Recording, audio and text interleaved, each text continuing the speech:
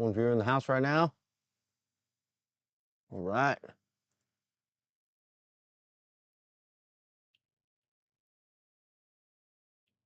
6 viewers in the house. Y'all in here, say what's up. Ruger, how are you, brother? I'm doing good. PA, what's up? Jeff Deeds, how you doing, bud?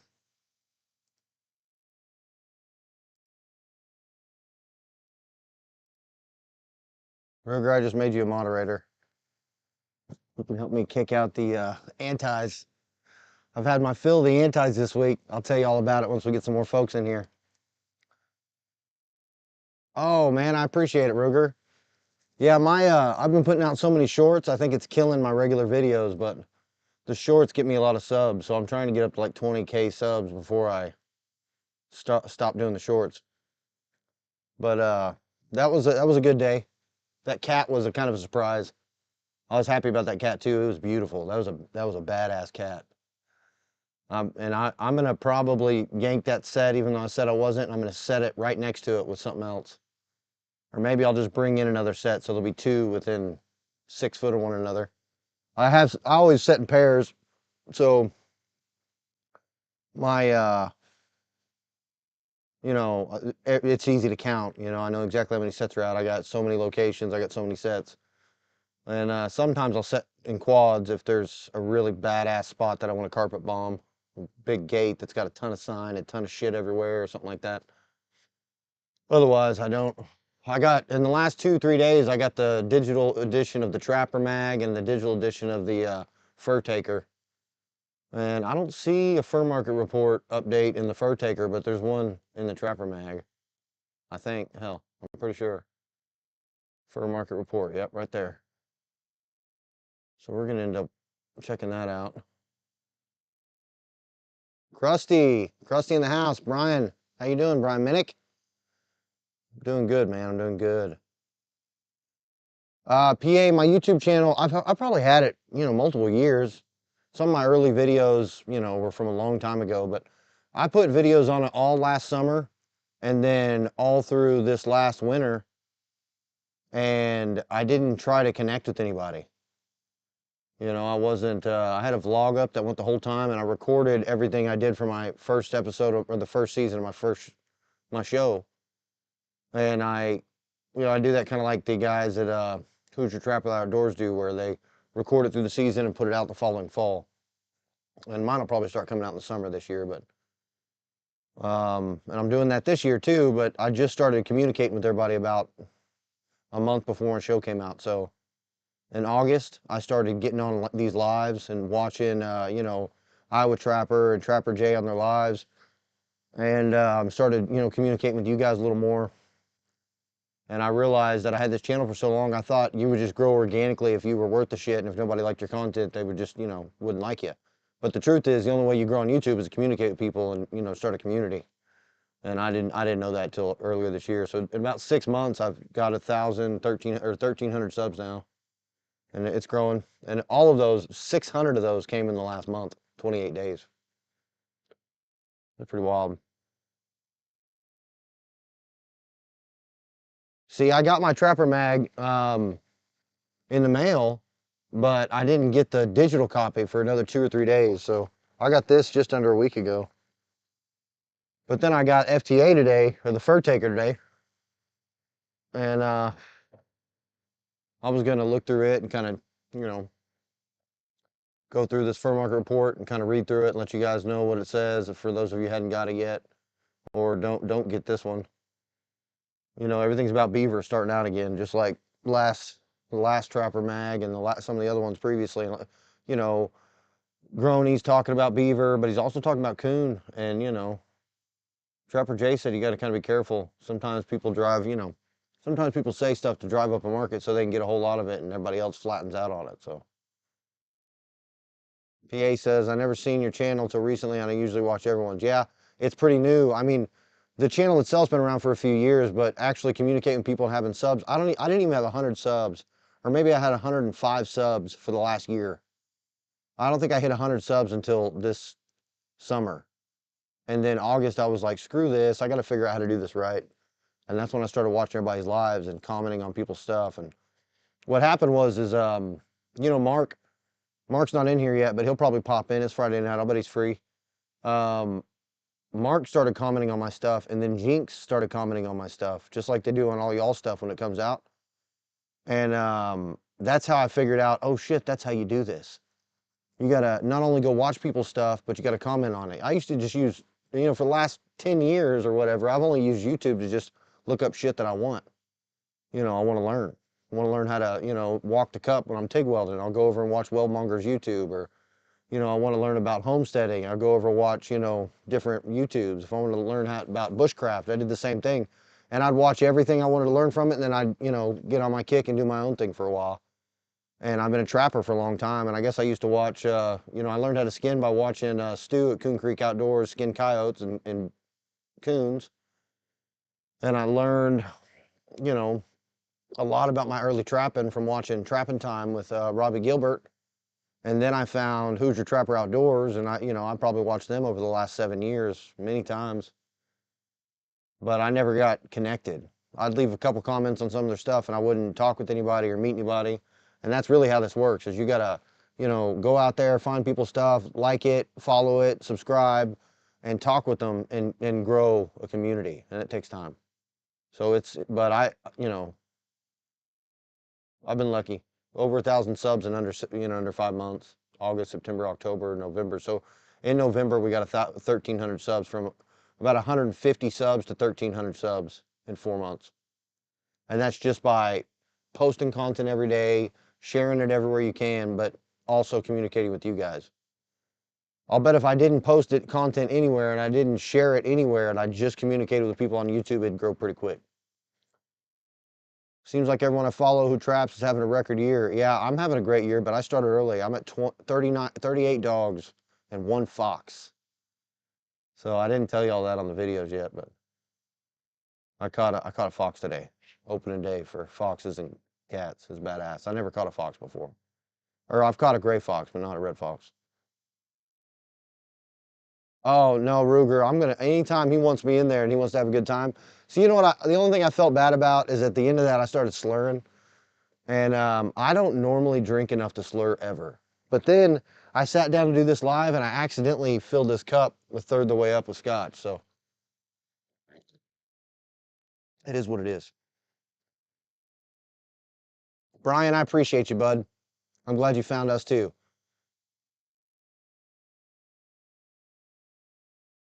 PA's giving Ruger a hard time. Yep, Stu, that's right, PA. Stu, man, he had some great videos. And I made a really good Bobcat video last year, or earlier this year. I think it was January I made it this year. And I wanted multiple camera angles. I wanted to take it slow, but I wanted to put it all in one video. And I liked it. And I made another one for taxi cats, but I never put it up. But I thought nobody made good Bobcat videos because, you know, Stu can't have Bobcat, so he doesn't have Bobcat video. The best video I had on Bobcats was a you know, 3-minute, 4-minute video of a guy showing you how to take the asshole out of a Bobcat in Texas on the back of a truck at a demo. And then there was one, Andy Weiser's Western Bobcat trapping. He did a Bobcat skinning, but man, they had no light and it was bad video, but that's how I learned how to skin Bobcats. And then, I don't know if you guys know Tracy Truman. He's on Trapper Band, and he writes for the Trapper's Post. A lot of the really great cat articles that are in Trapper's Post are Tracy Truman's articles. And I learned what I could from him. And he has a tutorial on Trapper Man how to skin and put up a Bobcat.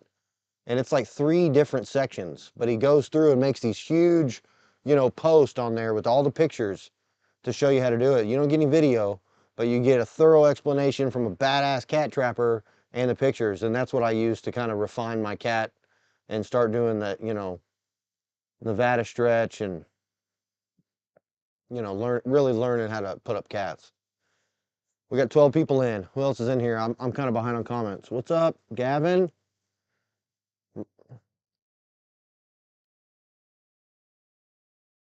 See, Ruger, I want to be a little money ahead, but not because I want to like get rich. I just want to buy extra trapping shit the next spring. I want to at least pay for my gas. My time's not paid for. There's no way I'm money ahead when it comes to trapping season, but I want an extra $1,000 or something, so I can buy some gear. This year I didn't get to buy any gear. I bought a little bit of lure. I couldn't buy any traps. Yeah, empty pockets, you'll get it. Um, you'll figure it out. Watch these other guys, man. That's what I did. Watch all these other trapping channels and see, watch the stuff that they got that goes real high with 1,000, 2,000, 4,000, 5,000 subs, and you can figure out some tricks on how to, kind of get out there. But the number one thing is communicating with people in the community. That's the way to do it. After the Washington Oregon game, huh? How'd that go, CRB?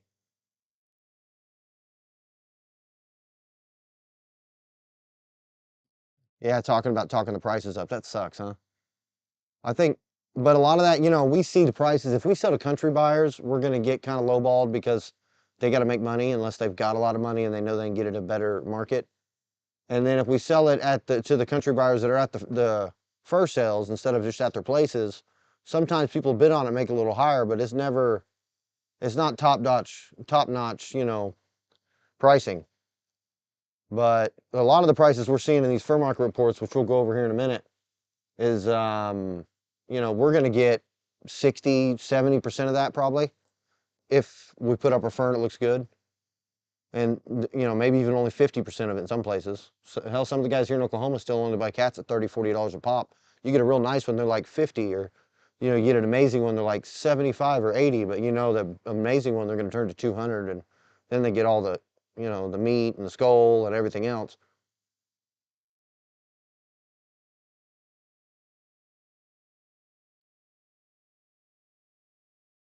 Oh, yeah. We don't have them here either, Jeff Deeds. We can only have two, man.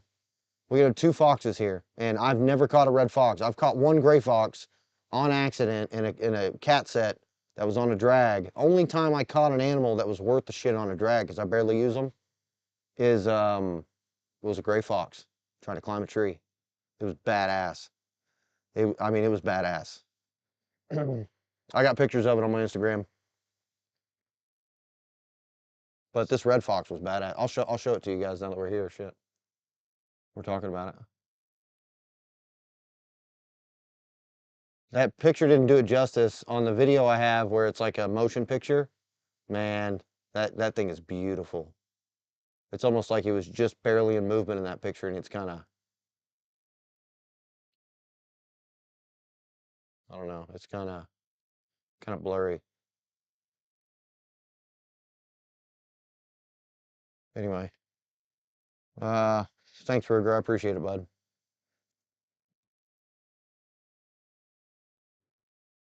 We are a dying breed. You know what, Brian? We don't have to be, bud. You know what we need to do is multiply, procreate, replenish the earth. That's what we need to do. Instead of us having 2, 3 kids, we need to have 13, 18 kids apiece. All the old school, old-minded, Bible believing, red-blooded, better getting pissed off than pissed on Americans. We need it. We need to have 13 fucking kids apiece. That way we have like 60 grandkids. And then we won't be a dying breed anymore. We'll take over the planet.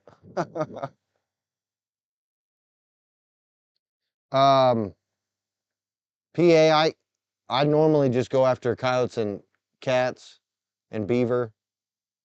And I'm going to be setting for mink. I got a spot I'm going to set for mink here soon.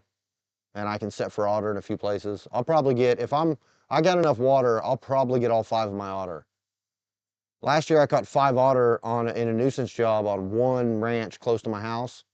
And there's a lot of water around here. It's not like up north, but we got a lot of creeks and a ton of man-made cattle ponds. And every pasture has ponds in it. And little creeks and, creeks and low washes that wash into them whenever we get rain off or runoff from the rain. And we get a lot of rain in some of the high spots around here. Last year, 2022, this county and the county to the east of me, Muskogee County, we had the most rain in the entire state. Shitload of rain. So we've got a lot of water, and there's a lot of otter. and I'll probably limit out. I'll bet I limit out before the end of February. But I can only have 5. Empty Pocket says, "Oh, I have that's how I found you." Oh yeah, right.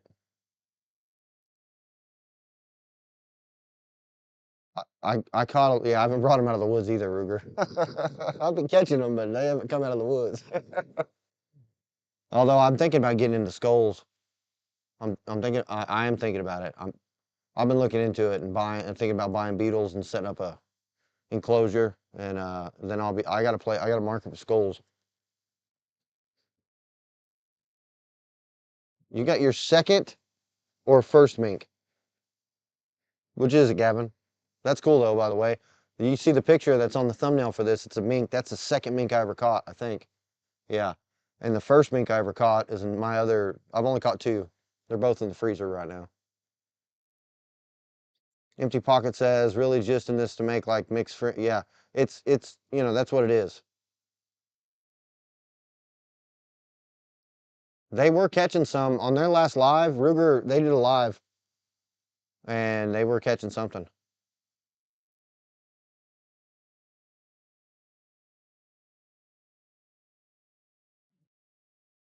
Yeah, we can do it, Brian. I got 4 kids right now. I'm going for a dozen or 18, but I don't think that's hard on a woman. The guy who brought my bloodline to America came in 1773 and he had 18 kids and he has 20,000 living descendants right now. And he was Italian, but I'm mostly German and, you know, European. I guess Italian is European. Yeah, Jeff, I would not trade that for anything. I can only have 20 bobcats, but I caught 29 last year. I expect to clear 30, 35 this year, maybe even more. But I'm only going to be able to keep 20. Yeah, I'm in Oklahoma, empty pockets, as PA said. Yep, North Carolina's cool. And North Carolina, what kind of limits do you have on cats and foxes there? Don't you got everything? You got coyotes, foxes, and cats, but you probably got more fox than cats, right? Or I'm sorry, you got more fox than coyotes, don't you?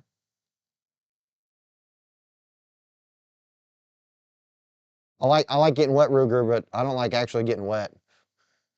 2 days ago, I forget what episode it was with Trapper Jay. He had that kayak with him with all of his gear in it, and I think he went under.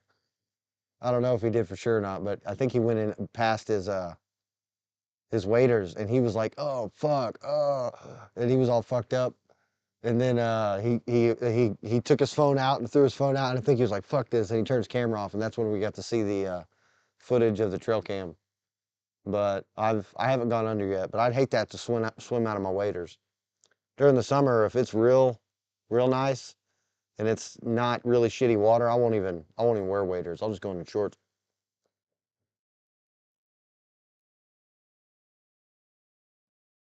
What's up, Chris? Got his 3rd yoke today.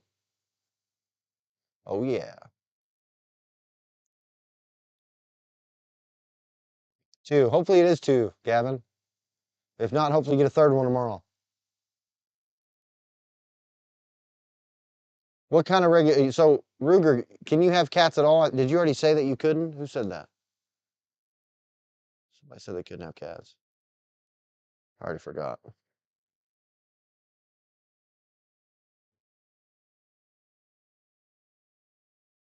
Empty pockets in Kentucky. Yeah, foxes everywhere. That's what I thought. North Carolina's full of foxes. Yeah, get them out there, Brian. Plant them in the ground. That's all you got to do. Just take the plunge and make it happen.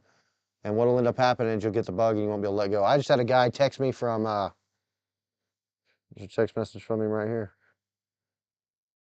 A guy named Tyler from Tennessee.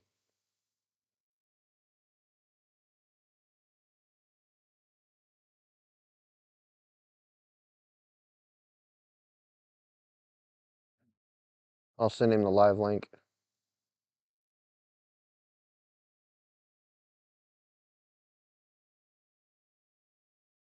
Oh, it doesn't have it on here. That's weird. Yeah, no limits on anything. So you're good. Here we've got limits on cats, which pisses me off. And I can't use conibears on ground unless I'm doing nuisance jobs. And really, even then, I'm not supposed to. I can do it in a tree. I can do it in an attic. But you know, you really don't want to run conibears on grounds in a nuisance job. You could do it like in the edge of a house if you're trying to catch, you know, I don't know, the skunks or the woodchucks or any of the stuff coming into the houses. You could do that then. I've only had one gray, Chris. Mary Johns. Hello. How are you? Welcome in. I wish we didn't have limits on foxes too, but then again, we don't really have a lot, so.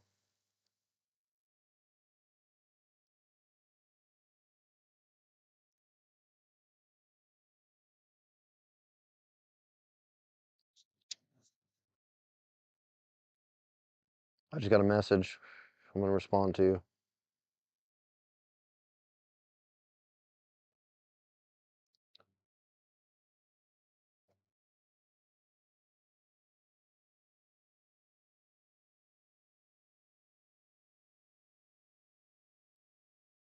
Prowler predator bait,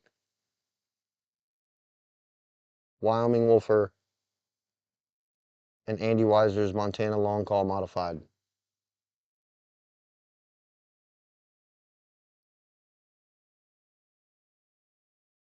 And coyote urine. So I apparently with my accent, whenever I say coyote, the phone or the videos, whenever I make my subtitles, think I say Kyle. All right, Krusty. Thanks for coming in, bud. Anyway, y'all got any questions? Sling them out. I'm gonna pull open this fur report and we'll check that out for a second. Give you all a little content to look at. I also got the fur taker today. Look, that's a picture of a Heartbreaker, Stanley Heartbreaker, and I think it was Jay Goodman who made it. But that's drawn. That's pretty cool.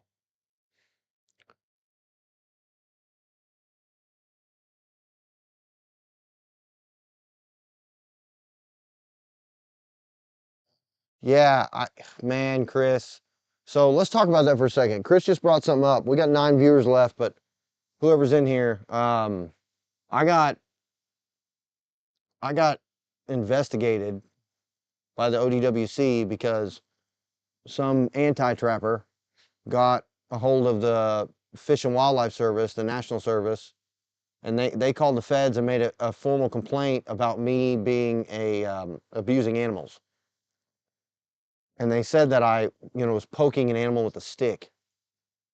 And man, the only time I had a stick in my hand is whenever I was kicking grass up at that cat and it attacked me. So don't use sticks because you get attacked. But I wasn't poking an animal with a stick, and that was their complaint. And I got a call from some ODWC folks telling me that they had to investigate something. And so what ended up happening? What's up, Iowa? What ended up happening is they instead of, you know, they ended up watching a bunch of my YouTube videos to see whether I was actually doing some kind of cruelty to animals, which was cool because they got to see all my cool shit. But I was pretty pissed off about it because I'm getting a lot of attacks from antis, and you guys probably do too. I mean, the more you put yourself out there, if you're making videos, you're gonna get antis that are attacking you. And I've had a cyber stalker threaten my family with bear traps. You're talking about doxing my location. I've had about 3 or 4 different people consistently, you know, do stuff to try and report me and turn me in, and then I had somebody call the U.S. Fish and Wildlife, which got me, you know, in phone conversations with the ODWC, which was fine, you know, but they're coming at you, and the more you put yourself out there, the more you're going to get hit. All right, I got this open, and you guys can't really see because I forgot I had it open, but let's respond to this real quick. Yeah, I call them sidiots, Chris. They're sidiots. Yeah, I'll bet. I'm sure you've experienced a whole lot of it. And I haven't gotten too many emails or phone calls, which I'm surprised. because my phone number, all my stuff's public because I got a business. I mean, unfortunately, I think my address is public, which sucks, but um, it does suck, but it is what it is. So here's the update from the Trapper Mag, and a lot of it you can see the very big highlight, same similar highlight they had last time, but last time it was 20 to 30 bucks. Now they're saying expecting beaver to rise with realistic prices of 20 to 40 bucks. Um, which is really good because some people are getting, you know, bounty beaver in places and they can turn their beaver into this kind of money. But it says, yeah, death threats to family piss me off. I'm not, you know, I'm not, I mean, I'm not, I'm not happy about it. And, you know, the people that, you know, swear they want to protect animals, they're always the first ones to like try and like speak some evil on your kids or some shit. You know, that drives me nuts that people are so, and they can't help it. They've been made to believe a lie. They're all, you know, they don't know a damn thing except, you know, bear traps take animals' arms off. That's all they know and believe. And I run into that in people around here that are that uneducated about modern day traps and technology and modern traps. And you can do a lot of stuff if you want to really kind of mitigate the any kind of damage that comes to an animal in a trap because you know, you can use shock springs, you can lengthen your spring, you can use all kinds of different jaws. I mean, you really could, you know, pretty much catch anything you wanted without any kind of damage at all if you really tried. It cost you money, but you can do it. And they don't realize that. They don't realize that, you know, they just see it. They think it's, you know, a talking animated, you know, Disney cartoon that's got emotions and feelings and is going to make you happy or sad. They don't. They relate to it like it's a person, but then when they talk about people, they treat them like they're animals. instead of instead of you know treating people elevated the way they should be and treating animals as if they're animals. Ah, hell, I don't know. It is what it is. Yeah. Brian says I've been hunting and trapping since 1992. The ignorance of the public is insane. Yeah, yeah. I hate the fact that you know we all have to deal with that kind of thing, and the bigger you get on YouTube, the more you got to deal with. And I mean that's fine, but I thought it was funny that they up at ODWC, a few of them had to watch a bunch of my videos in a row to figure out whether I was actually doing something. So they blew up my page for a day. That's pretty cool. They're probably sharing it with all their buddies.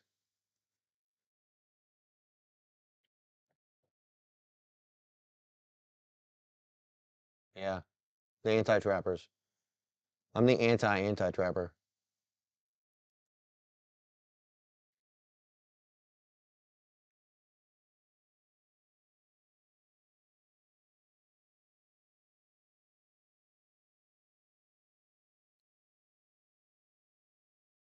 Realistic prices 2040 it said for beaver. Talking a lot about beaver. Castor glands. With increasing harvest of beaver and offering of castor glands will also increase, which is likely to result in a price reduction. See, they're talking about reduction in castor glands, but I was hearing from FHA, and I still got that image somewhere, that they were they were talking about having more castor for sale next year for sure, an uptick on the sales. Mink prices will be at $3 to $5. It says muskrats remain tough to sell as ranch mink continue to struggle. Mink price will be at 3 to 5, and river otters will remain around $30 average. It says that river otters are a market that China loves and could move up for super prime and select skins. So it basically said that, you know, whenever you're trapping beavers, if they're prime, then you'll incidental otters will be prime too. So the long-haired garments used for coats and or the long-haired skins used for coats and garments are not expected to rise above anything last year. Red and gray foxes elicit very weak demand and price struggles to exceed $10 to $15 per skin.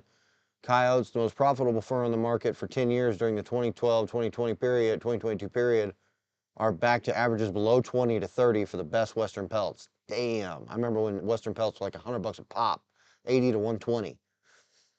10 to 15 for Eastern skins, the impact of low price. See, then I'll probably, I might be able to average 15 to 20 if I got lucky.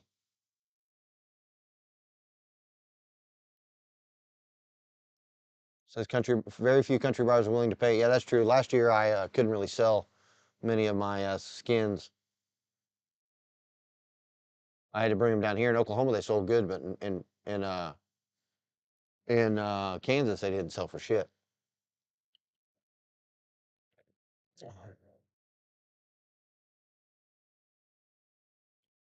Wow, $5 and $10 for the animals whole.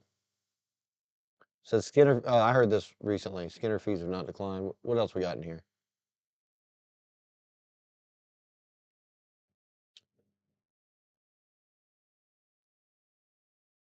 Saying the coons aren't going to do great, but if you got 1,000 of them, like Iowa Trapper, then you know what? Are you at 1,000 already or close to it? At $3 to $6 a pop, 6,000 bucks would be real nice. 4,000 bucks would be real nice.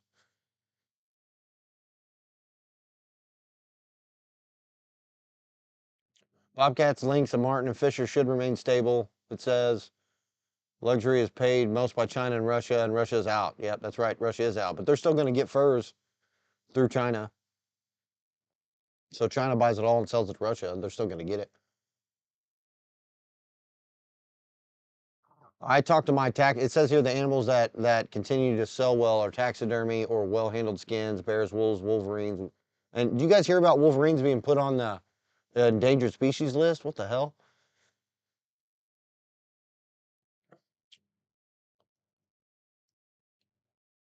So yeah, basically, what he's saying is the prices, you know, for the bobcats are going to be good, but you know, they're still talking about not having any great stuff except for stuff that you sell for taxi. I talked to my taxidermist today a little bit over Instagram, and I mean, he makes it seem like he's not really into buying a whole lot this year, and he's got foxes backed up, and bobcats. He said he'll be looking for a few, is what he said, which means I got to find some good ones in order to get any money out of him, which is fine, you know. Hopefully, I'll get 3 to 6, 8 good ones, and I'll buy some. If you're in Oklahoma and you're selling bobcats that are badass, let me know. Anyway, getting back to the chat here.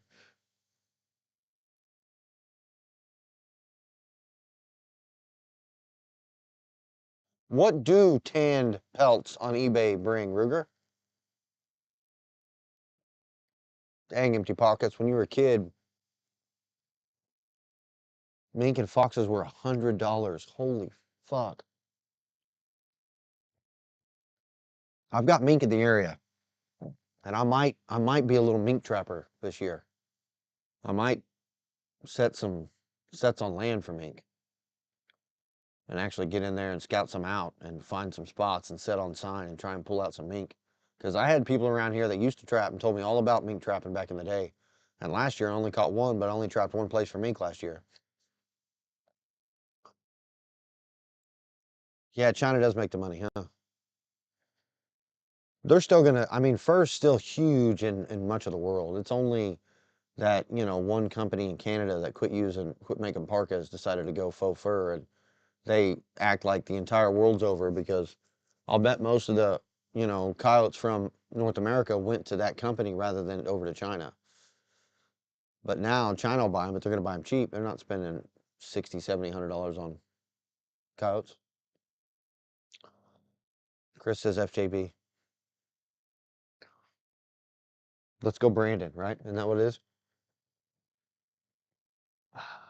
Anyway, I'm drinking coffee and scotch tonight. Coffee and scotch. At least for the next 40 minutes.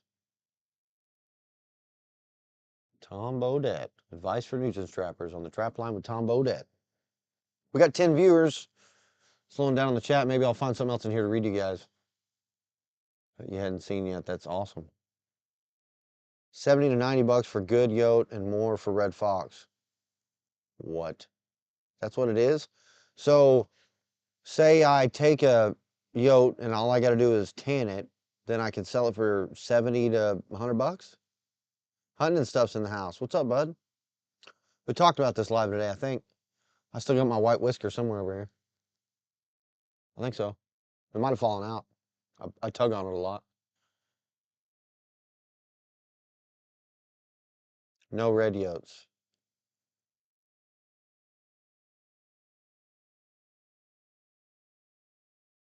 I mean, I used to just do flat sets, Chris, and I would just use a glandler and sometimes a caller or some kind of a rubbler and then urine. But now I'm 98% of my sets, 99% of my sets right now are dirt holes or step downs or, something similar. Bait, a lure, a caller, skunky caller, almost to every set, and urine at most sets where there's no cows. That's what I'm running right now, and it's working. I mean, I heard that from some guys this last fall, and it really made me think, and I kind of changed my tactics because I want to do what works. I don't want to do just what I think so because I think it. I'm not. I'm not an authority on trapping at all. I'm learning just like you guys are.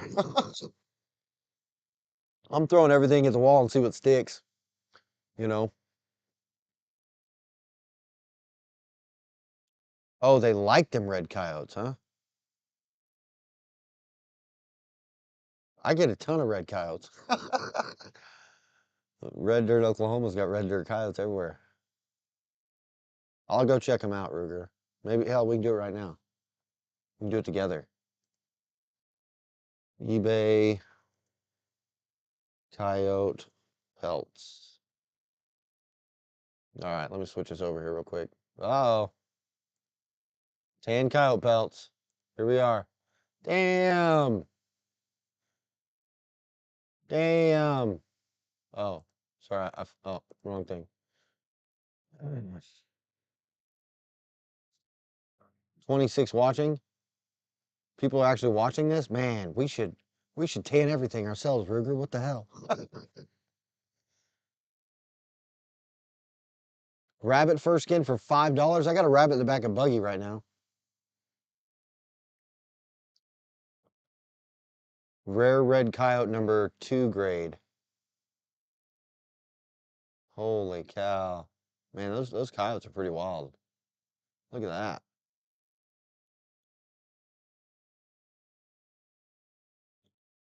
Look how light those coyotes are. My coyotes don't look that good when I sell them. I gotta do better than that. I'll get rid of that one. Otter, 79.50. What the hell? Hey, Jazer, what's up, buddy? How's it going?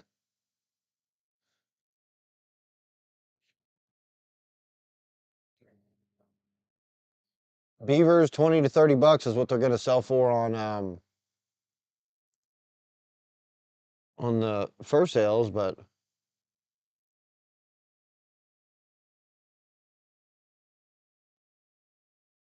$140 for XL professionally tanned, thick fur, top grade Oregon caught beaver. 50 bucks, beaver pelt. $100 for a raccoon. Tanned Montana. It looks pretty thick too. Look at that coon. Look out, they put him on a wire stretcher. He's all white. No, that's wood. He made a frame and a stretcher. That's pretty badass. I wonder if it comes with that. One tan beaver pelt from 54 to 95. I'd say you could probably get a 50 bucks out of each beaver pelt. 93 sold. This dude sold 93 beaver pelts at $50 to $52 a pop. And this guy, same guy, sold 64, same picture. That's the same damn picture. 64 beaver pelts for 54 to 65. You guys can't hear that because my mic, you can't hear me clapping. You can just see it.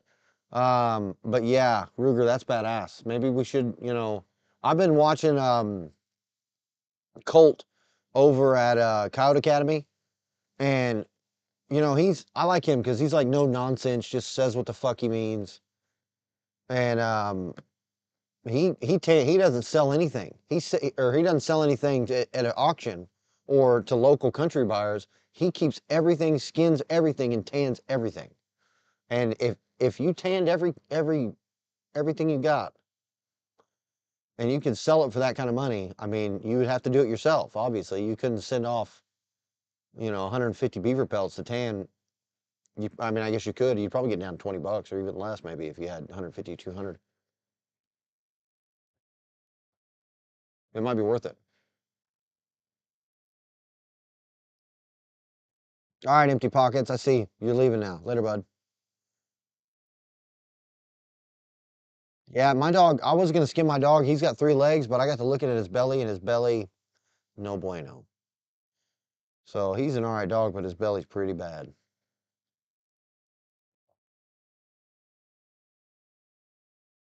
221 of them. Who?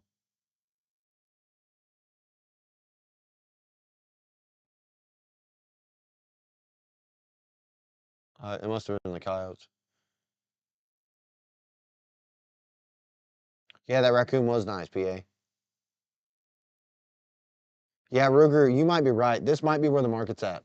So if you think about it, if you get into tanning yourself, you notice if you watch Mark's been tanning his own stuff. He's got like the vat that you need, and I think he tanned his otter or something. And I mean, if you could get the grinder and you wanted a production tan, you could probably do it pretty simply.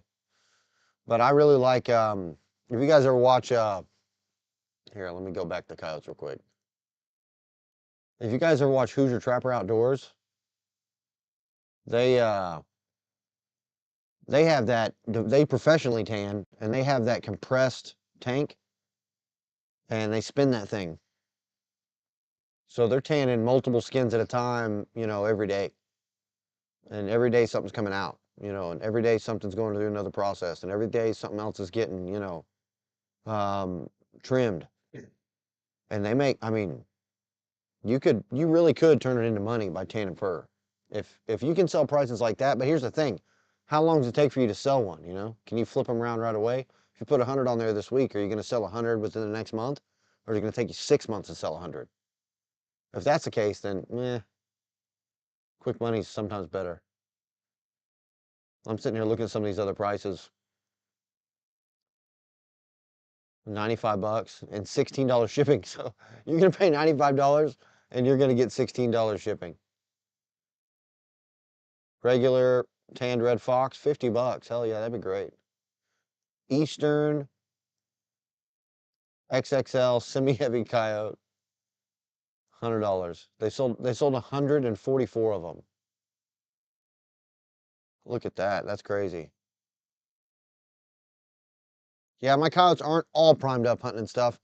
Um, some of my coyotes, I skinned a coyote yesterday and I put it up on a board, but whenever I got to the inside of the legs, whenever I was fleshing, I cut right into them because they were just a little bit blue when I pulled them off. Some of the coyotes are still a little blue, some of them aren't. I pulled probably 3 coyotes out of the 8 I got put up right now. They were all white, even the legs, all the way down. Maybe 4 of them. Eggs to tan, that's pretty wild. I probably wouldn't use eggs. I'd probably just use that chemical tan because it's cheap. You can use brains, but that's a long-term process too. The chemical tan's quick. You can pickle them in a bucket.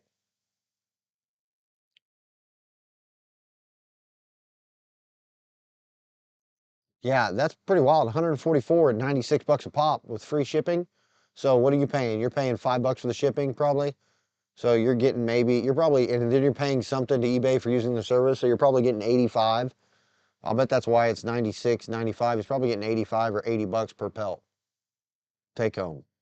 And then you have it taxed later on. But yeah, take home. Because everything goes online, they're going to have record of. So you got to tax it.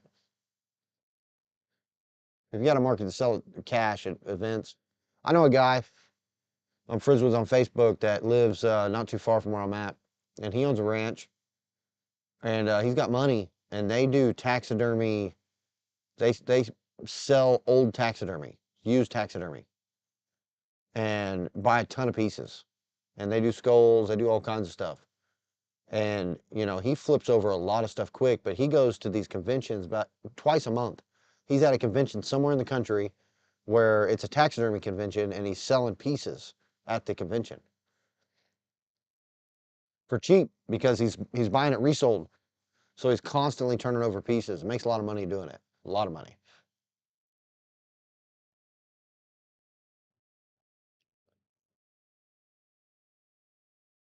Kansas Road Hunter in the house. What's up, Jesse? We're just hanging out. I poured too big of a glass. My ice ran out. I need to get some more ice. Here, let me turn this off. We were looking at pelts.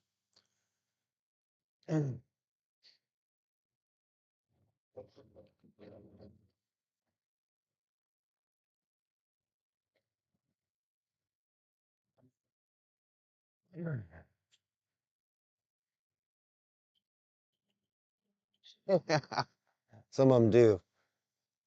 He's he sells a lot of weird shit. You know, like a raccoon holding a beer can or a lot of, art pieces. Because that's what taxidermists are, man. The good ones are artists. They just deal in animal skins. The ones that are really good, they try real hard to make that animal look as if it's alive. And a lot of people just do taxidermy because they think taxidermy is cool. And those are so I've seen some rough looking taxidermy, bro. Some rough shit. Yeah, the I I think I've seen maybe one. I'd like to have, some cool taxidermy. I got a couple foxes I'd like to do that too, but I'm gonna skin them anyway. I think I'm gonna do skinning videos for my fox. Maybe both of them, the gray and the red. I got the gray from a few years back, and I got the red today.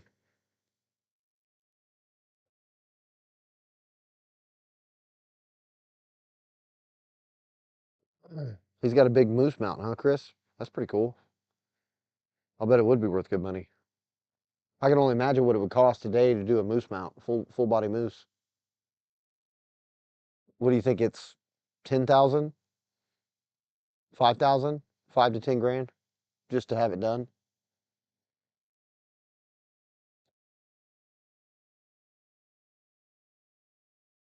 All right,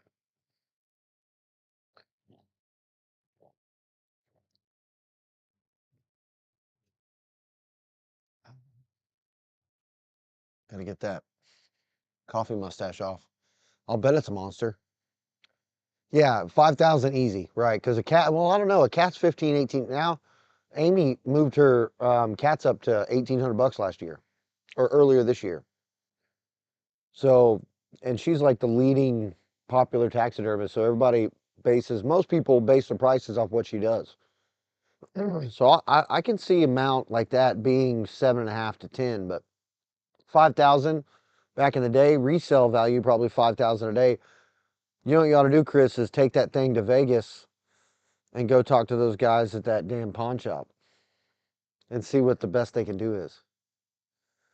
Best I can do is what? I don't know. 5,000 today.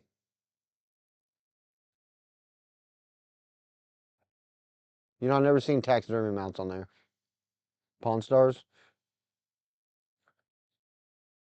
Joe Black. Joe Black in the house. What's up, bud? We're just kicking it. We're looking at some cool shit. I think I can actually relax here. I wish this camera zoomed in better so you guys could see more of my face and not all of my armaments. James in the house. What's up, brother? You had a drop today and I haven't seen it yet. I need to see it. I think you said you got goosed. That was me yesterday. I had a possum yesterday. Hell, I had a possum today too. Those are the first two possums. Well, I probably caught 5 possums in the last 2 weeks. So not very many. I caught a whole lot the first 2 weeks.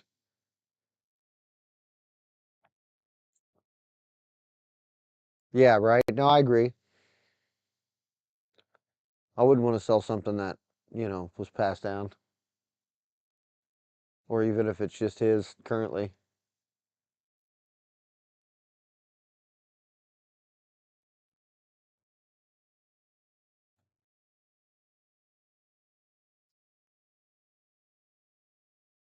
We were looking at pelts online. Ruger was telling me about coyote pelts being sold online, James, and there's some pretty crazy prices on some coyote pelts. Right here, this one, 86.95, 221 sold. Holy shit.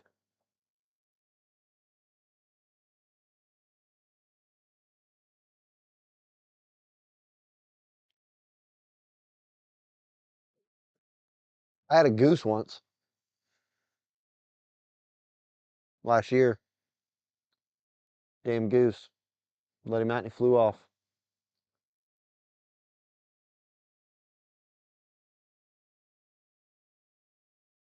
Tails, 10.75.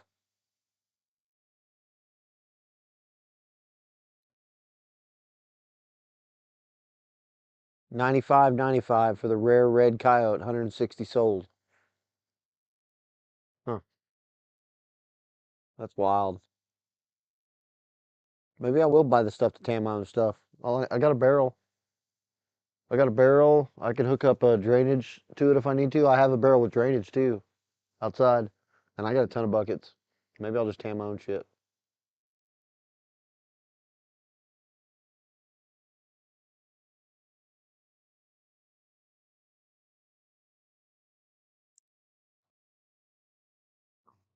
What was 19,000 excluding the shipping? I missed it.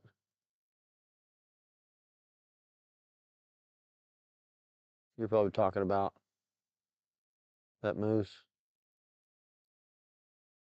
Let's see what's up in the trapper's report. Yeah, 40 bucks on them. That's right. But if my coyotes go for 15, 40 bucks is pretty good. And I got a few really decent ones. I got one really light one that I like a lot. Maybe two. But I don't have that kind of red. My coyotes are weird. They got like red on part of them. Red head, red legs, red around the rear.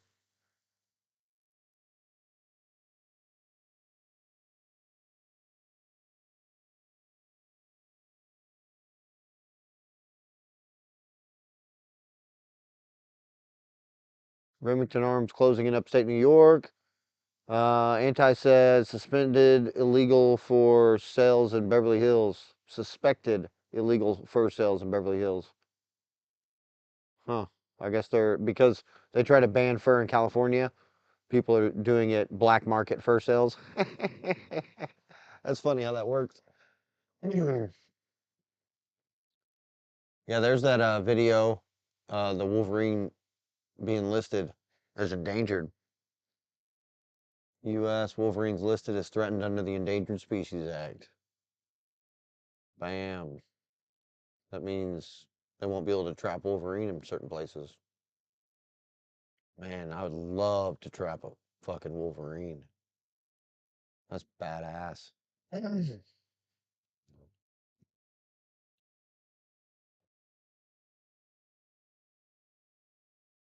Oh no, they're only threatened in the lower 48.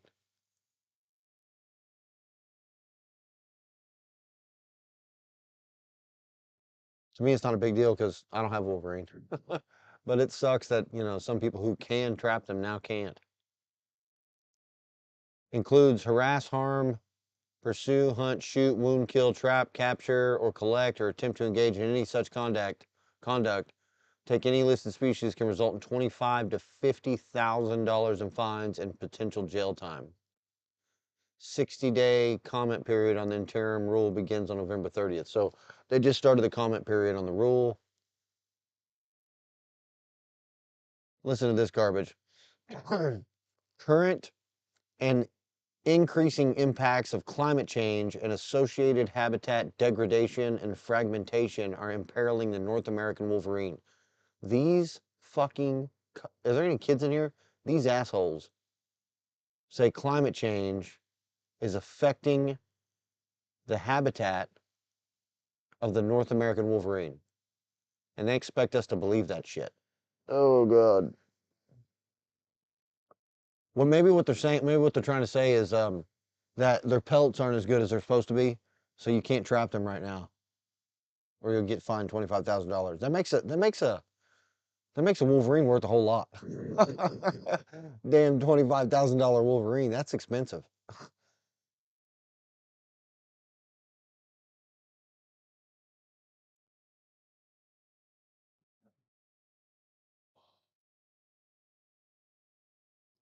Parker says it's on the title, rare, hard to find, and dumbasses just buy it up. That's what I need to do. Rare, hard to find, Oklahoma coyote. Hard to find because I already killed it. Here's the skin. You can't find this one anywhere except here because I'm the only one that's got it.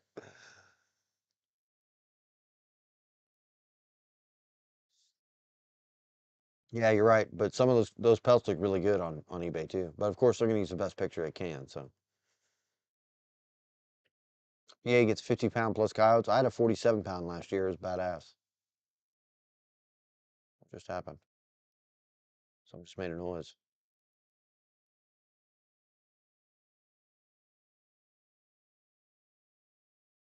Yeah, Wolverine's badass. Agreed.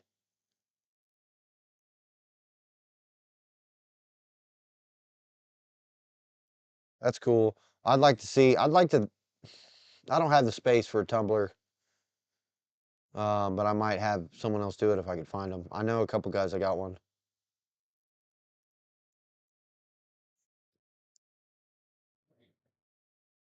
I got a brother in Missouri that's got one.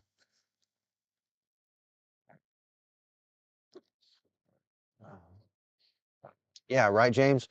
Climate change is degrading the habitat of your wolves, so you can no longer take them.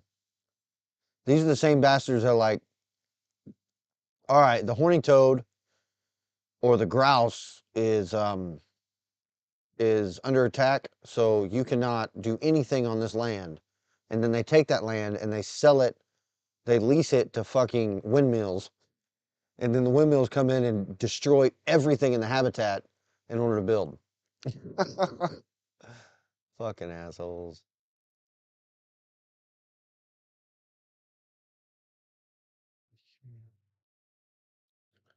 Yeah, that's right. Get those Wolverine pelts while you can, boys, because they're going to be expensive. Like I said, $25,000 Wolverine right there. Yeah. Hey, what's up there, bud? Colt's in the house with Coyote Academy. We were just talking about you. All right. Well, actually, since you're here, we'll pull it up. I don't know if you do this or not, but we were talking about how you don't. I saw a video where you're talking about where you don't sell any fur like to a country buyer or send it to an auction. But what you do is you have it all tanned. And we were looking at tanned cow prices on YouTube or on eBay, YouTube shit. And some of these dudes are selling 100, 200, 150 of their animals at these prices. Maybe that was on the previous page. This guy sold otter at 91.50 a piece for 64 of them he sold. Let's go back to page one. This guy's selling the red coyotes at 51 of them at 87.95 a piece. This guy, same guy it looks like, has sold 160 coyotes at 95.95. And he's probably getting 85 out of that. Maybe less, a little bit less. This guy's selling just some basic looking coyote pelts that he even take time to make look good on camera for 200 bucks. $20 shipping, so you're gonna pay $221 to get one fucking coyote pelt.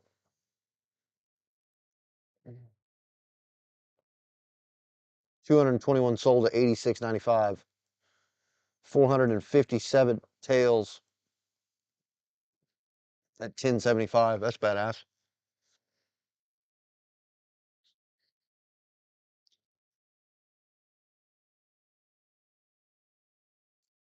Um, the brother I'm talking about is Cletus Richards. He's the guy who runs Alparo Predator Bait. He's got a Tumbler. We're brethren, like as in we both believe in Christ, brethren. Me and Cletus, I like Cletus a lot. Cletus is a good guy. He's actually sending me some his new Bobcat Glandler right now. It's like a Glandler Matrix, with extra. It's not just Glandler. It's got cat attractor in it of some sort. He didn't tell me what it was, but I don't care. His Bobcat Glandler is awesome. And I'm not sure right where Cletus is. There you go, Chris. That's the big question, huh?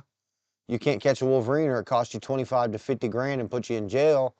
And now what are they going to do with the traps you could catch a wolverine in? Now they're going to change your regulations in the places where wolverine are at to make it where you can't use conibears and you can't do this and that just so you don't catch them. It's a scam. It's a way to clamp down on rights. And trust me, climate change ain't, I mean, I don't know, maybe you guys believe in climate change. I don't. I mean, the climate changes all the time. The weather changes often, daily. In Oklahoma, it changes like in an hour and a half. But the climate ain't changed a whole lot. But I'm only, what, 39? So, shit, I ain't very old.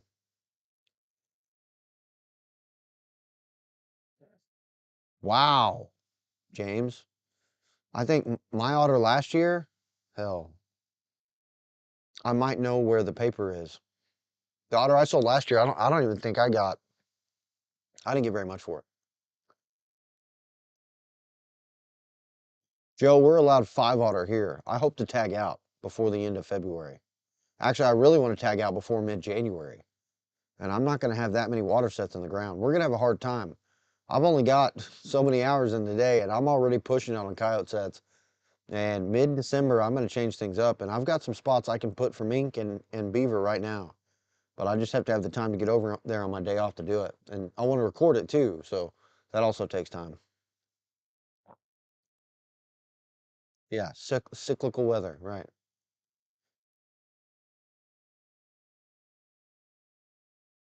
That's right, Ruger. Amen. Yeah, Cletus, Ruger, you know Cletus, I'm sure. Cletus has some excellent stuff, man. And Cletus has always been super cool with me. I met Cletus the first time I went to a trapping convention, Cletus was there. And, you know, he's cool. I like Cletus a lot.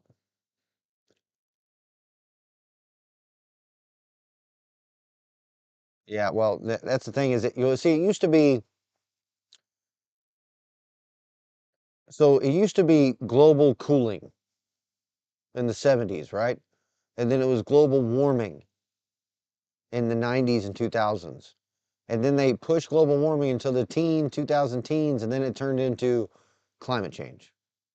And what it is climate change is being affected by carbon, and you are made of carbon, and trees breathe in carbon and breathe out oxygen.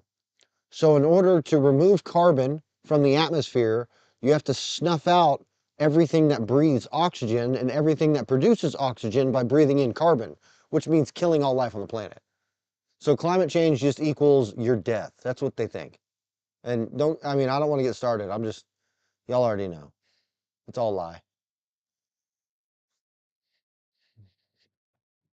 Yeah, that's what we were talking about earlier, that, the turnaround on pelts here, some of these guys are selling 475 tails or selling 221 coyotes.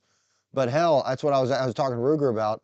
If I put 100 pelts up to do that, is it going to take me a month to get rid of them? Or is it going to take me 6 months or a year? So if it's a year, it's like a drop in the bucket. It's like, it doesn't help. I smoke cigarettes, and when I quit smoking cigarettes, I don't even notice the extra money because it's not there. So in the last 10 years, I probably smoked 4 or 5 of them, and I didn't smoke the other half of it. And when I quit smoking, I never had extra 200 bucks or 300 bucks a month. It's just money's gone. So if I was only selling, 8 pelts a month, it'd be like I didn't even have it. He says tourist markets, Renaissance festivals, tattoo parlors, town festivals, etc. Damn, so you're trying to like sell to the common man. I love Renaissance festivals. That's pretty badass. I watch a lot of like time period stuff when I watch TV. I don't do it much anymore when I'm trapping, but I was watching The Witcher the other day, and a lot of them have different clothes with fur in it, and a lot of fur gets used in garment market for that kind of purpose, and there's a lot of money in that if you can get a market that way. I've heard some people sell their shit for movie sets. Wait, James, you're only allowed 3 what? Otter? If the quota's not filled? What's the quota? Yeah, I know. Exactly. The more carbon you have, the better your vegetables look anyway, right? Better than greens look in the garden. Growing up real nice. And they tell you they want to get rid of it. What they're really saying is they want you dead. That's what they're saying. I don't know who they is. World Economic Forum. Shot 5 bobcats one winter in my area and haven't trapped one yet. Yeah, what the fuck? Exactly. That's crazy you shot 5 bobcats. Although I've seen a handful out. If you're calling, you can see them out. Oh, the tail butt plug market. You're right. I'll bet they do want those tails. Yeah, I'll bet they. How many butt plugs do you think they produce a year? Because you know, a one woman doesn't keep that butt plug for. She's not. She didn't have that thing for 2 years. She throws that thing out after a few months, gets a new one. They're probably. I'll bet they make 10,000 butt plugs a month. Maybe 40,000. Jerry Long, Chris. Oh, he was looking back at your comment where you were talking about lure combinations. I totally skipped over that. I forgot. He's right. I got some GH3 from Slim. In fact, Jerry, you just gave me an idea, bro.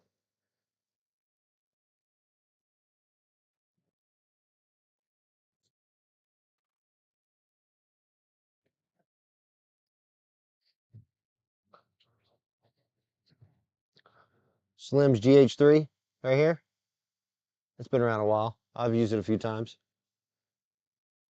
Oh, hell, I'm on that little screen. Y'all should have told me. I'm a jackass. Here we go. This stuff right here, this stuff works, man. This stuff flat works right here. And GH2 or GH11 from Fox Hollow. Is it Fox Hollow or Cavins? It's Cavins. I think it's Cavins. That stuff works real good too, and it's real skunky. But this Slim GH3 is killer, and I should have already had this busted out. Good job, Jerry Long, for bringing that to my attention. No, I don't. I don't make my own cigs.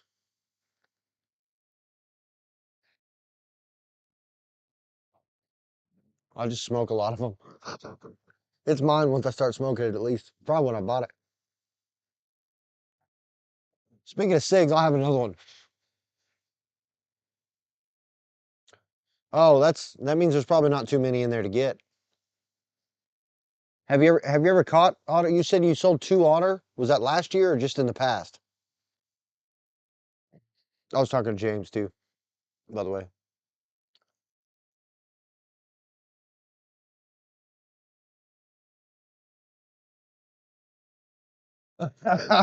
They sell tails for $125 to these women. Damn, they're fucking daddies. They're poor daddies. That's cool. I'm gonna start making my daughter looked at me and said she wanted a like a coat. I might I might actually start putting stuff aside over the next couple of years and have it tanned and make my own garments. I got a badass sewing machine from like 1960, 1950. Real hardcore sewing machine that I needed a little work to, and it'll sew any leather. But you can buy a decent sewing machine now for not very. Uh-oh. It looks like it dropped out on me for a second. My bad. I think something happened on my service here. My OBS kind of dropped out for a second. PM you sometime. Okay. All right then.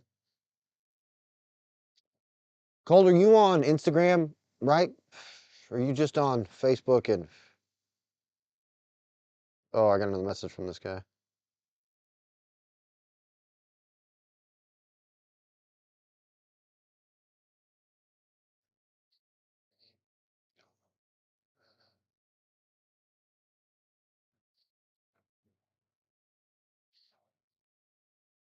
So 2 years ago you got your first two.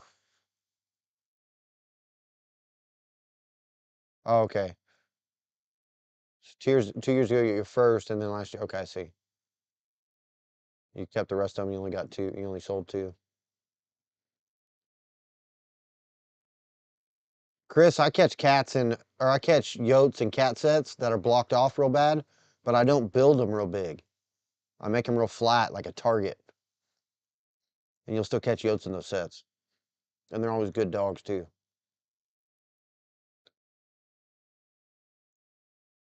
Yeah, I used to make my own cigarettes with organic tobacco. We used to I used to operate a glass shop and a tobacco shop a long time ago for my cousin, and they we bought we got some organic raw tobacco, dried but good tobacco, about 5 or 6 different kinds, and we had boxes of it that were the size of a pallet. We had like 15 of them. And for a whole year that I smoked that year, it wasn't even a whole year, it was about 6 months I smoked during that year because I was just getting ready to have a baby. We rolled our own badass cigarettes every day, organic. And ever since then, if I smoked, it was either American Spirits or these Signals, because these Signals they're cheap and they're already rolled up and they're just tobacco and water. None of the additives, none of the horse shit, none of the cancerous carcinogenic shit.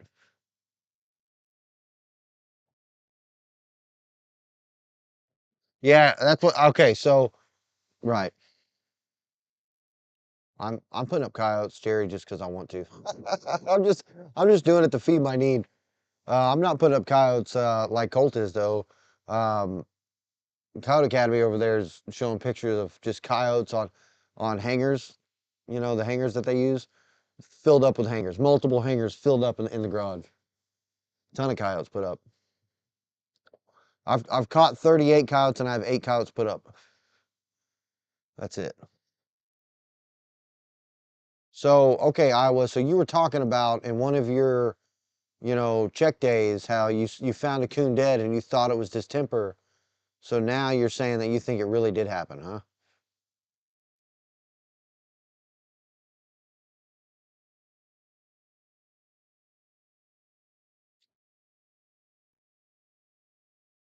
Flagging, yeah, Chris, flagging can scare dogs. I mean, I say scare dogs, it makes them leery so they don't come in. But I've caught dogs near flagging.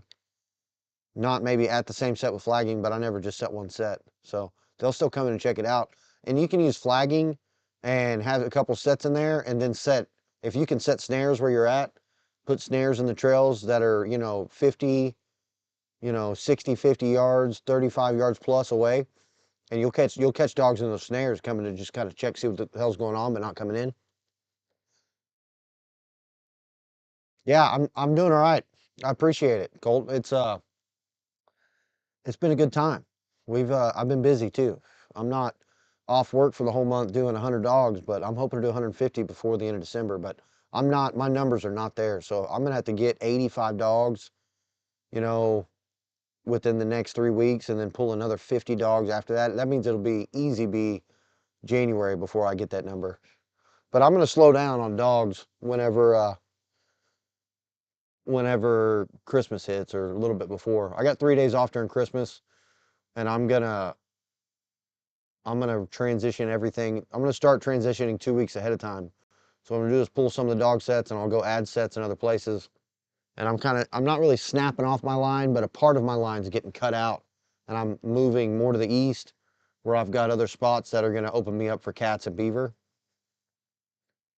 And by January 15th, I'll be fully transitioned over to cats. Still setting for coyotes, but not many. And my cat sets are mostly flat sets, and I'll use more dirt holes this year too. But I'll still catch coyotes in them.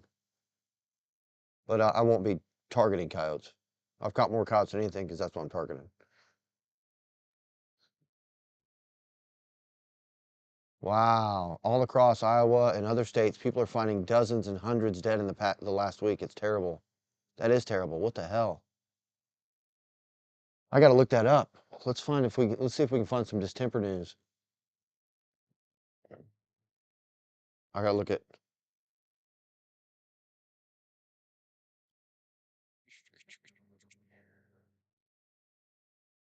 Let's see.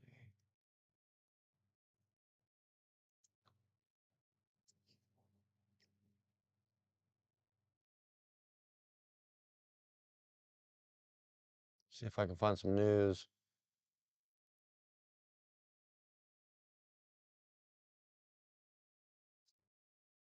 They got distemper vaccines. Funny. You'd think there'd be something up on Trapper's report too. Let me see if I can find anything there. We might need to find something to post it here if we can find any information on it, if there's nothing up here on it already. But yeah, having distemper and seeing a bunch of people, that are going after coons hardcore and noticing it, that really sucks. Because that just goes to show what happens even whenever the fur market's down on coons for a long time. And, they just get, a lot of them are affected whenever, if distemper was local, because they weren't super overpopulated and you just lost them in a certain area, that'd be fine. But if you're losing across multiple states, that sucks, man.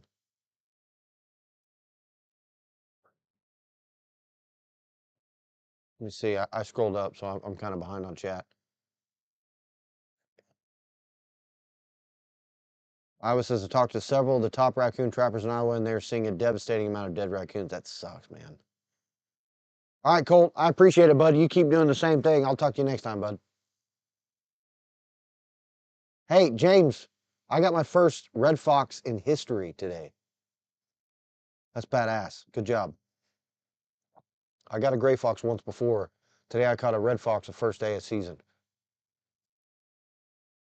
Chris, it's not hard to get trapping permissions. Once people know you're trapping, if you're in the country, once people know you're trapping, they tell everybody. And before you know it, you're driving around, people stop and be like, hey, what are you doing? I'm trapping. They're like, oh, I live over here. They're like, this is my house. Give me a call. And I've had the last two guys I talked to and I got permissions on, they both said, how much do you charge? I was like, well, it's first season and you're on my line, so I'm not charging anything.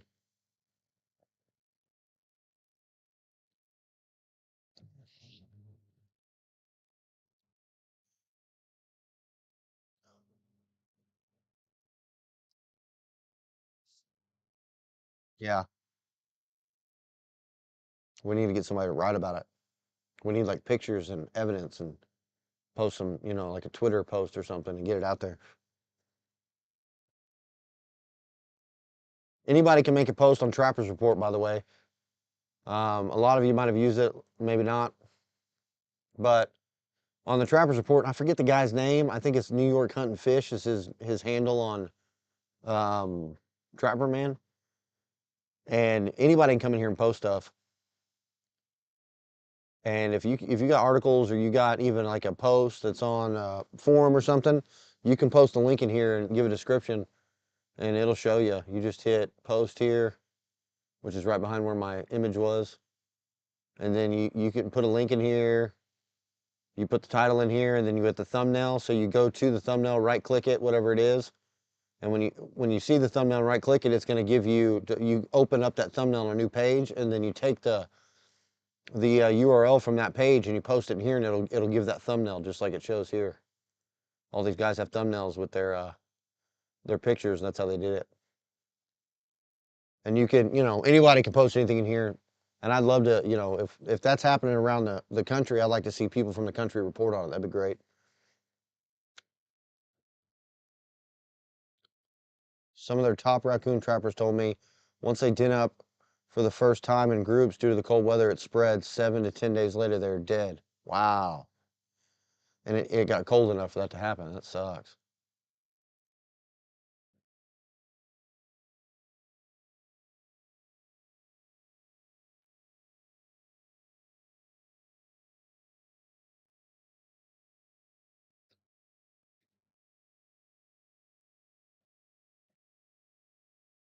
Wow.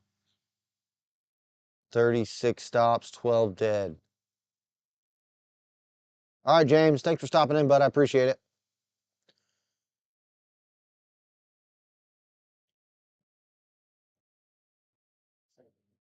Yeah, that's pretty crazy. I wonder if I can do a find in page on here and see if distemper's in here at all.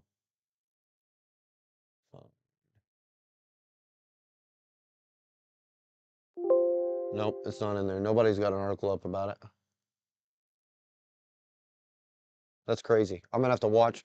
I wonder if he's got that video out yet. If Next Gen has that video out yet. If he does, I'm gonna have to check it out.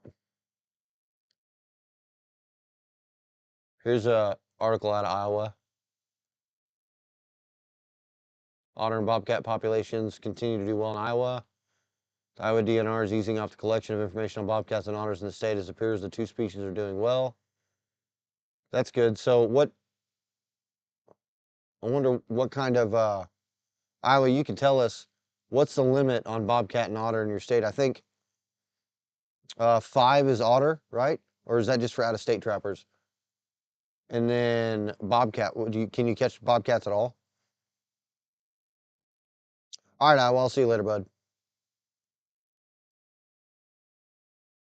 He says both species are out of control. That's funny.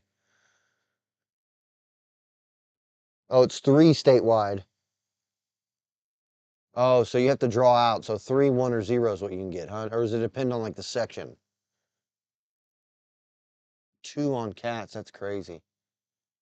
I can have 20 and I'm bitching about it. I can have 20 cats and I've been trying to get the guys at ODWC to make it where we can buy a bigger bag limit. I've been pressing them hard and I'm going to keep pressing them until they do it. I've been telling my local the fur bear biologist that every time I talk to him, I ask him what he drinks so I can send him a really badass bottle of something. And I buy the cheap shit, but I know some guys that will catch 20 without trying. Man, that sucks.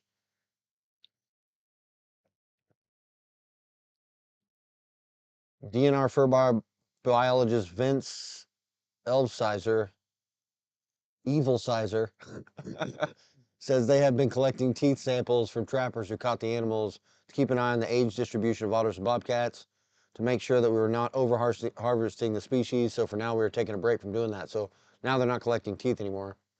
Evil Sizer, says they will keep an eye on the population in other ways. We see otters and bobcats tip in the start and down in the population, then we'd start asking them to collect keys for aging purposes again. I thought he said teeth. Why does it say keys? What keys are they collecting? I think that's a misprint. What kind of age distribution we have? He says that the reemergence of both bobcats and otters is a good thing for the state. They're considered to be basically a wildlife success story for both of them. They're doing well. Bobcats came back into Iowa on their own, and otters were reintroduced into Iowa. He says the bobcats keep showing up more and more in the state. Landowners and homeowners see them in their trail cams for surveillance cameras and stuff. Are usually pretty excited to see a bobcat. That's cool. I like bobcats. Bobcats are badass. You know Vince, he's a good guy. How do you say his last name? Is it Evelsizer? It's not evil because the way it's spelled, but it kind of looks like evil with an extra E. Yeah, see, the local fur bearer biologist here, I like him a lot too. His name's Jared Davis, and he's a good dude. Close enough, yeah. He'd probably be like, "You almost got it. It's all right, guy." But yeah, I've been trying to work with them to get that bag limit. I want them to offer an extended bag limit for sale. 100, 200 bucks. I'd buy it. All right, bud. See you later, Iowa.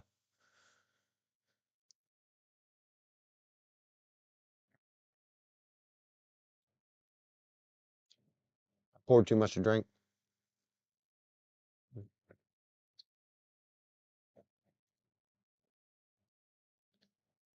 Let me see if I can find some other cool shit to show you guys out of here.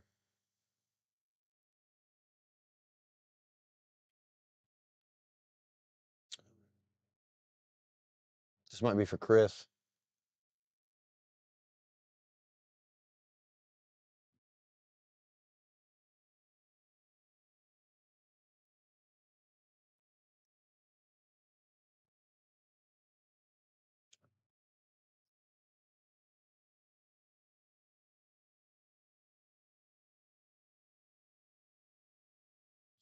I haven't really added glandlers yet. I've got maybe 4 or 5 sets with glandlers in them out of 84.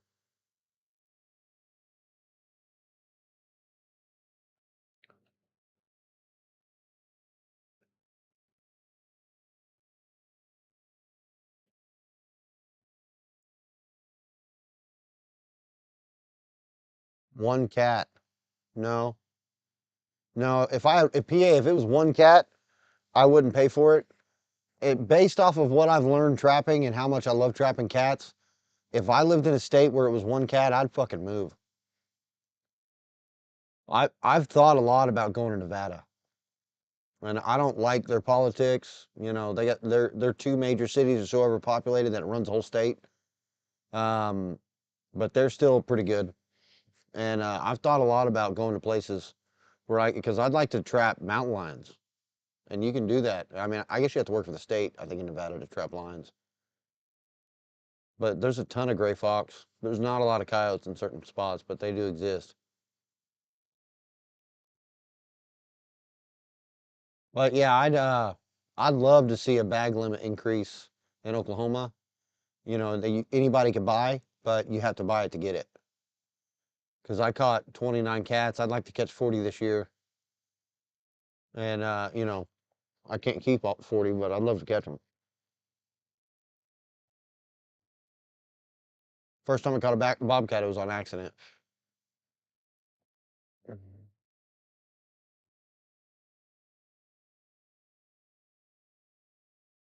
Yeah, okay, so let's go through this, Chris, since we're talking about it.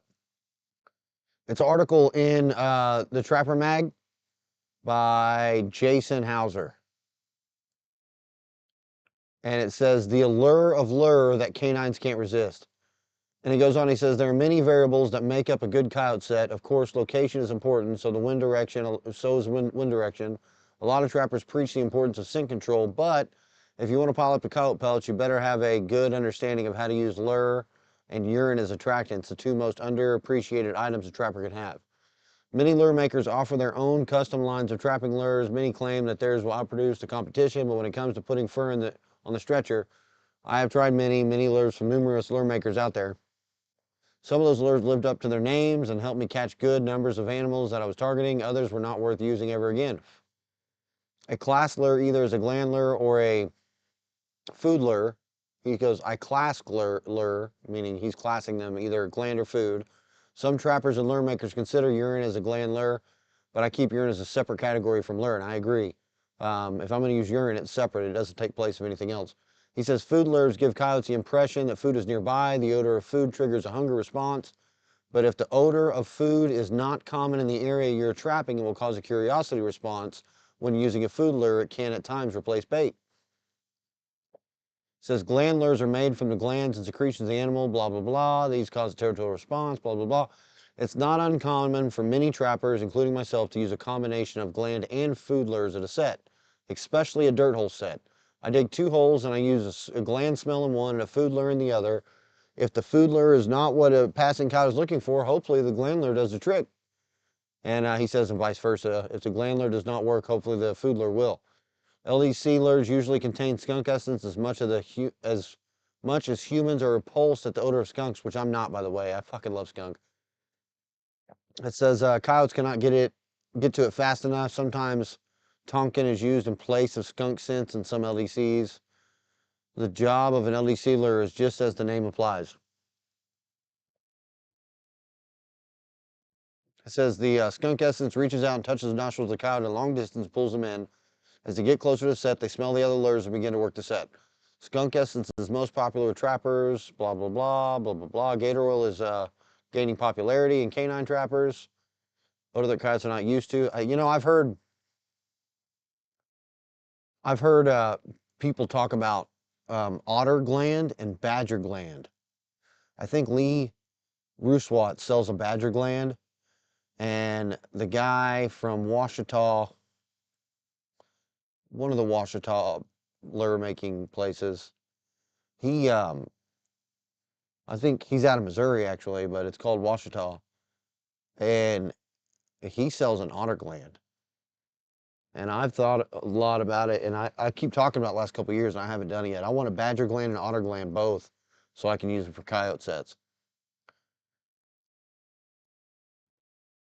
Yeah, so basically anything is okay though, Chris. I don't. What about Iowa? Can you trap as a non-resident in Iowa? I think you can.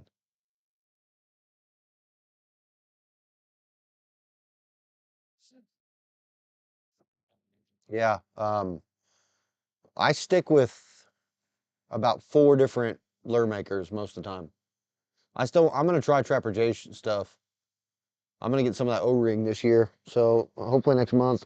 I just talked to one of the fur buyers here in the state, who's kind of a friend of mine. I like him a lot, and he taught me some shit that I'm using now and works. And he sells some bait, and he sells lure from one of my favorite lure makers on the planet. And he's the only person who can sell his lure. And man, that stuff flat works. You guys got to go check out Wayne Derrick stuff if you're not using it. Wayne Derrick stuff works.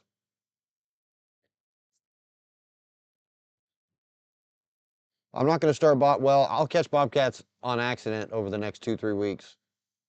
But as soon as that fur gets prime here, where I can see that big old head and know that that belly's long and everything looks nice and it looks like it's just got out of a washing machine.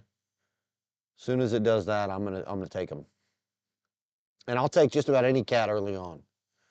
But once I get past 10 or 12 cats, and I start getting choosy, and I'll let other cats go, and I'll let the females go, because it's good to catch the females and you let them go, and they'll go get bred, and then the males will come by and get in the same cage or get in the same trap that the female's pissed all over.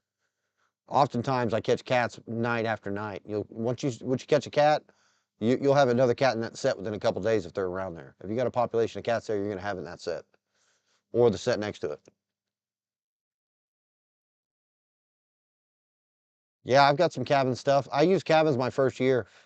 That's pretty much, I had Yodel Dog, GH2 or GH11, whatever it's called. That was from Fox Hollow. Um, what else do I have? I say cabins, but it's either Fox Hollow or cabins are the two, and they both come from the same place. I like Dave DeAngle. I haven't used any of his stuff though, and he works up there, MTP. But Dave's got his own lure line. Dave's pretty cool. Every time MTP sends somebody down to Oklahoma, it's Dave that comes and sets up. Maybe Dave's the one that sets up everywhere. I don't know.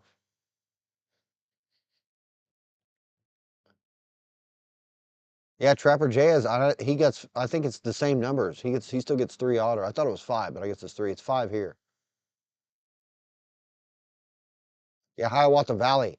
Okay, the first catch I ever made was a bobcat on accident 3 days before season, and it was Hiawatha Valley, um, coyote urine, and GH11 is what I had in the set. And it was a dirt hole, and it was one night set. And I came the next day, and there was a fucking 30-pound bobcat in it, and I had to let it go. And I left the door to my truck open, and my truck was about 12 yards away, 15 yards away. Where did that cat go? Under my truck.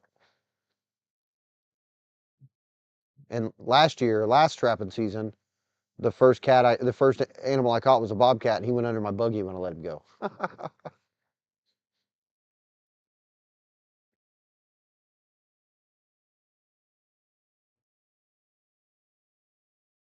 Chris, I put my lure in the hole, but I put it on the right side of the hole because I want a right foot front paw catch. So if you want them to lean in, whatever side they're going to lean to is the hand they're going to put up front. So if an animal is going to lean to the left, they're going to balance themselves with their left paw. And if they're going to lean to the right, they're going to balance themselves with their right paw. So I'm trying for a front right paw catch.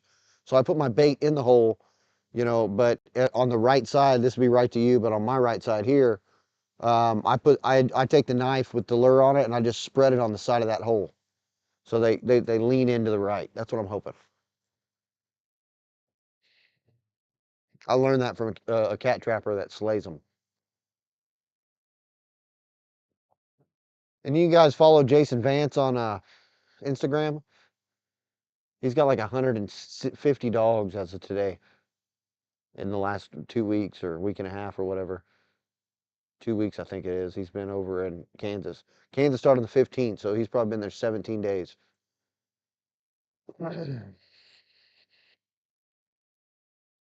Yeah, so then what you do is you just put that lure on the left side of that hole.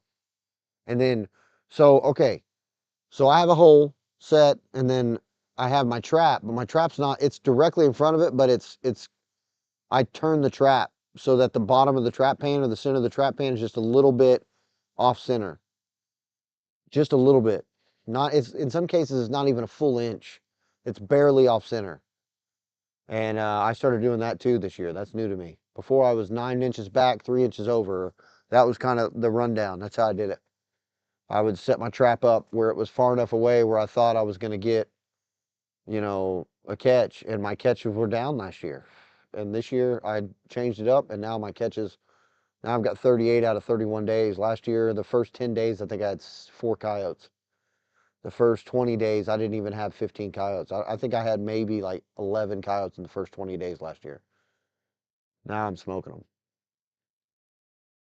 I was watching a video, and sometimes I smoke in some of my videos whenever I'm taking a video. And one guy, he was like, smoke a pack a day. And I'm thinking, is he talking about cigarettes? And I realized, no, he's talking about coyotes. Smoke a whole pack of coyotes a day.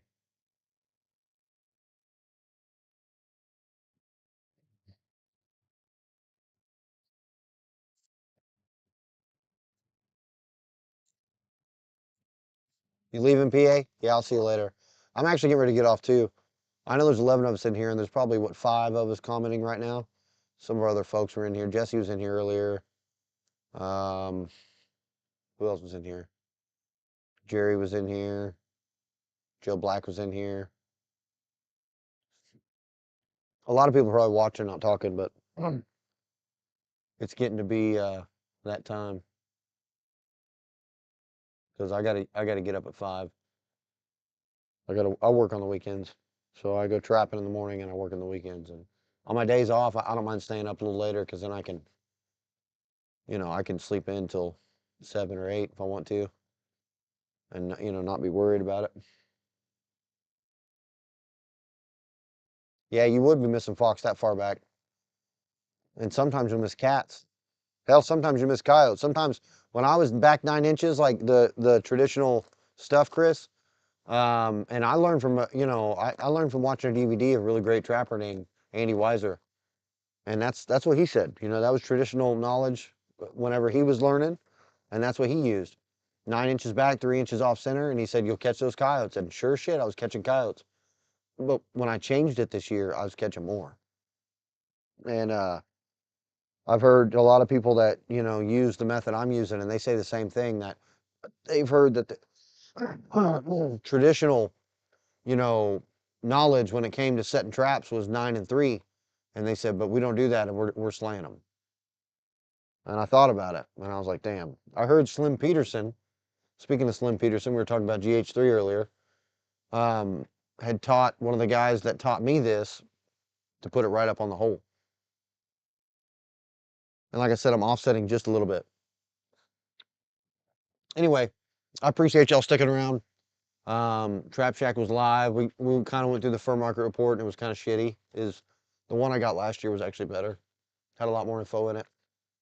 I say last year, last month. Traps right on the edge of the hole, hunting and stuff. Literally right there. So I make the hole real quick, and then I dig out what's directly in front of it, just off centered a little bit. And like I said, I'm not moving the trap over at all. The trap is centered on the hole, but the trap is tilted. It's at an angle instead of dead on. So because it's at an angle, that's all the offset it gets. I'm not moving the trap over from the hole like I used to. I used to come back 9 inches and move over 3 inches from where the hole was at. But now I'm right in front of the hole, and I'm just off center a little bit on the hole. And I mean, it works. It works like crazy. But I have had, some scratching where you're still going to have times where you don't catch an animal. But I haven't had paw prints in between the area of the bait and the trap pan where I didn't get a catch. But I have had scratches off to the side, or something digging up your trap pan. I get, skunks and coons, rats, they like to dig up your trap pan cover. But yeah, y'all, thanks for watching. The fur market report was pretty weak. Here's that fox, what I'm stoked about right here. I caught that guy today. First one I ever caught. And I'm not putting it up in my vlog, and I'm not putting it up on a short on YouTube. It's just catches like this, my otter, my mink, most of my beaver trapping, that's not going to be my vlog or my shorts. That's going to all be for my show. You know, the sets that I make and the lures that I use and the locations that I pick, all that's going to be in my show. You know, if you've watched any of my shorts at all or any of my vlogs, I don't ever talk about my sets, like what it was, what I used in it. I keep all that for the show. But yeah, it was a good fox, and that was a bad picture of it. Anyway, I appreciate y'all stopping in. I said this 6 times already. I'm gonna get. So I'll catch up with you guys later. I appreciate y'all watching. And until next time, Dominion out.